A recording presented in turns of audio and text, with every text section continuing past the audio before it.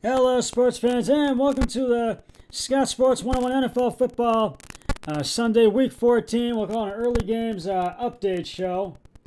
And right now, the Browns and Ravens are battling it out right now, and the Ravens have cut into the Browns' lead with 8:56 left to go in the fourth.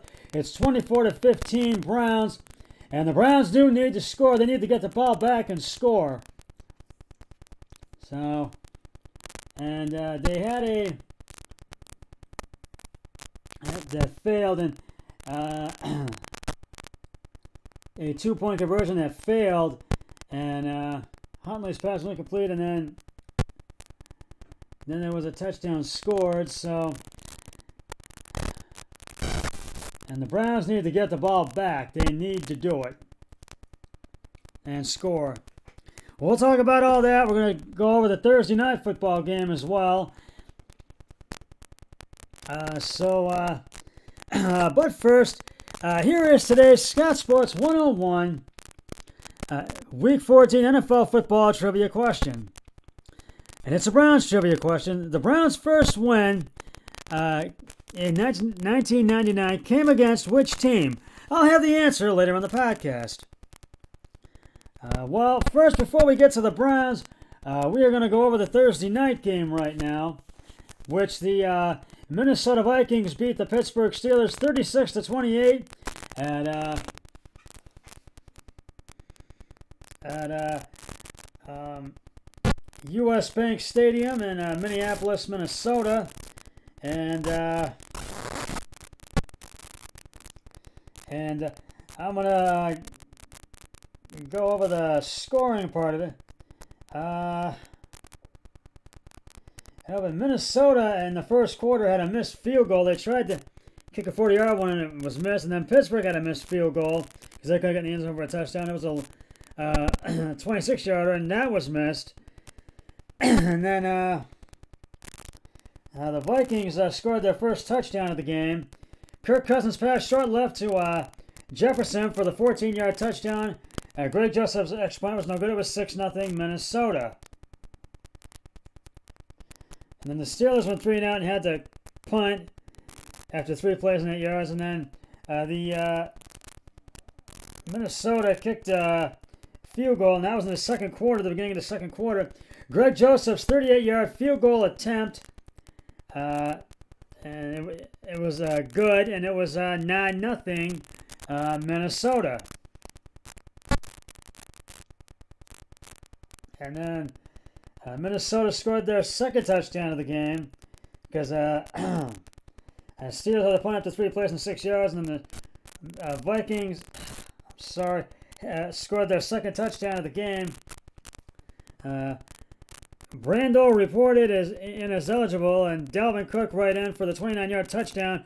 Greg Joseph's extra point is good, and it was 16-0 Minnesota.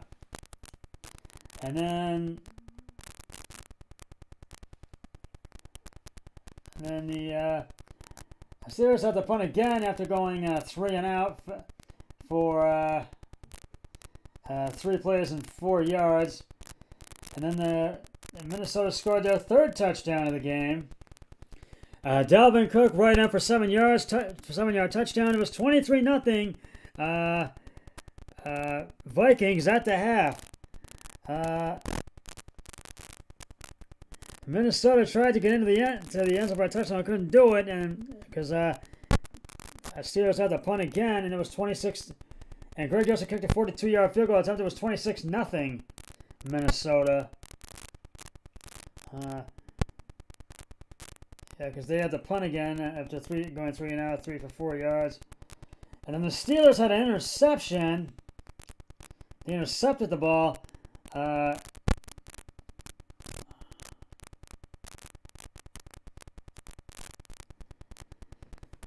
Ben Roethlisberger's pass, short right intended for Johnson, and by Breeland at the Pittsburgh 48, and it was ran out of bounds at the pit for 30 for 18 yards. And then The Vikings kicked another field goal. I tried to get in the end zone for touchdown, couldn't do it. And then Greg Joseph kicked a 25-yard field goal. And it was good. It was 29-0. Minnesota. And then Pittsburgh finally scored their first touchdown of the game. Ben Roethlisberger's pass short left to Nate Harris for 3 yards. Touchdown, and Boswell's extra point was good. It was 29-7. And at the end of the third quarter. And then in the fourth,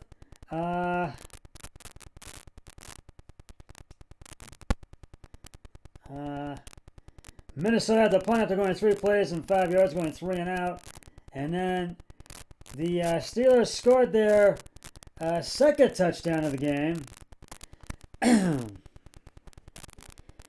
Nate Harris left guard for the 1-yard touchdown. Boswell's extra point is good, and it was 29-14. And then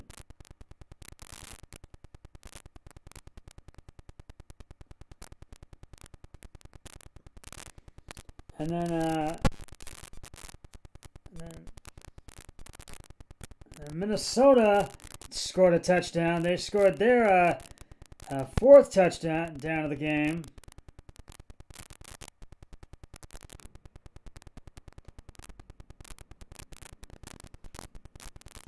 And it was Kirk Cousins. Pittsburgh scored a touchdown. It was Ben Roethlisberger to the deep middle to Washington for the 30-yard touchdown, and the 2-point conversion attempt it failed, and it was 29-20. And then Kirk Cousins passed deep left to Osborne for the 62-yard touchdown, and it was 36-20. And then Ben Roethlisberger passed short right to Freedmuth for a 15-yard touchdown and 2-point conversion attempt. It succeeded. It was 36-28. And then Minnesota had the punt to go six plays and 20 yards, 3 and out. And then as first and 10, Roethlisberger passed short left to Nate Harris. Pushed out of bounds to the pit at 6. Ben Roethlisberger passed deep to Claypool to pit 48 for 38 yards. And then it was the first and 10. Ben Roethlisberger's pass short left to Claypool to the Minnesota 43 for 9 yards. And then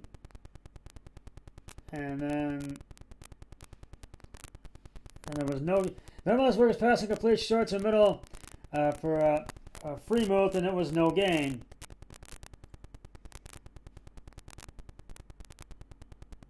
And nonetheless, that was the end of the game, and Minnesota gets the win by the final score of 36-28.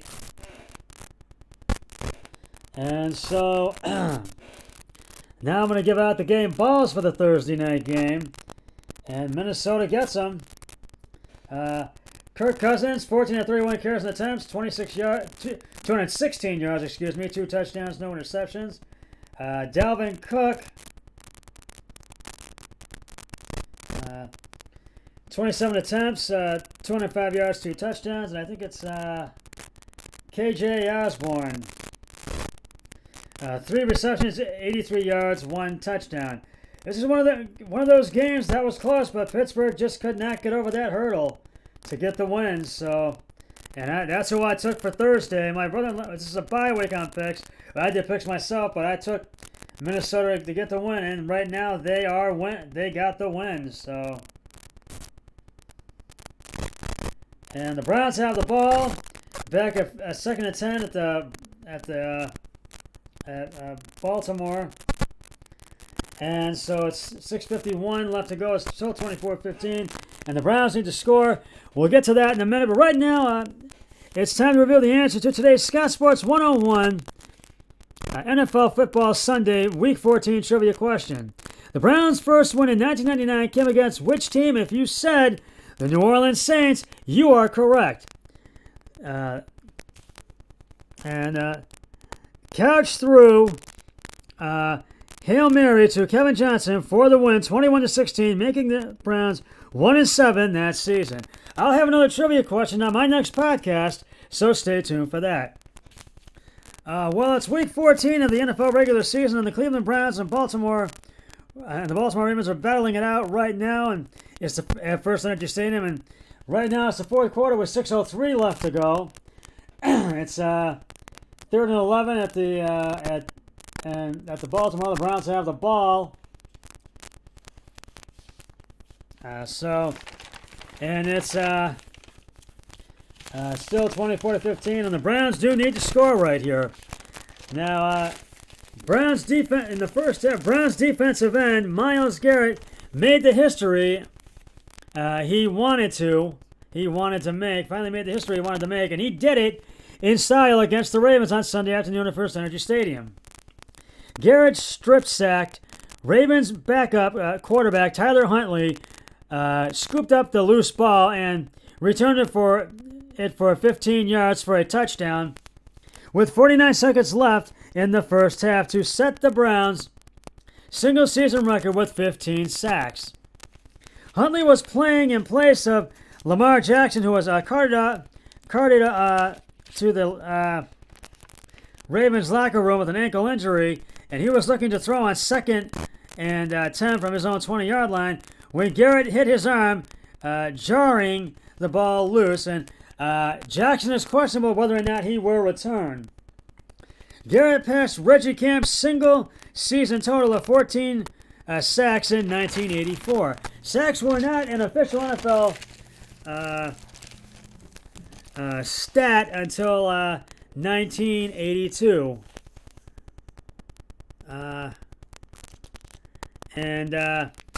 He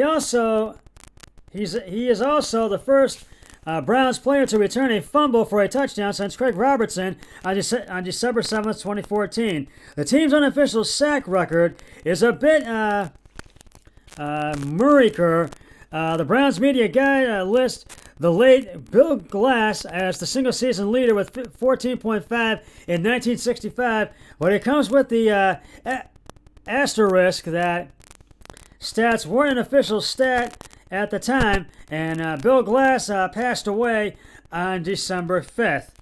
Meanwhile, stats website Pro Football Reference updated sack totals this offseason and credits Glass with 16.5 in 1965 and Glass and Jack Gregory with 15.5 in 1962 and 1970, respectively. We're going to go around the NFL right now. We're going to tell you what's going on. The Browns just gave the ball back to the Ravens. There was a touch, but it was a penalty on Jackson. It was an offensive holding 10 yards on Baltimore 20. And Baltimore has the ball back, but the Browns need to get the ball back. You need to not blow this lead, boys.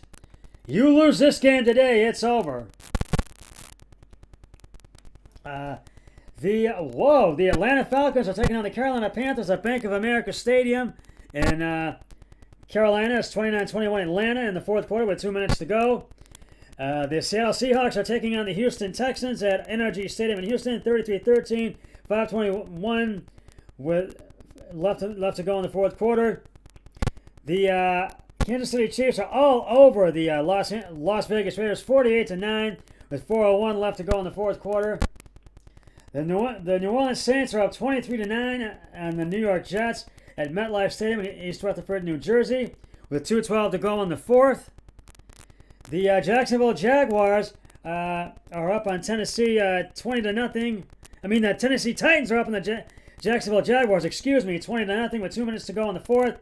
The Dallas Cowboys all over Washington, 27-9 at FedEx Field in Washington. 27-8 at FedEx Field in Washington with 12:07, 11:59 left to go in the fourth.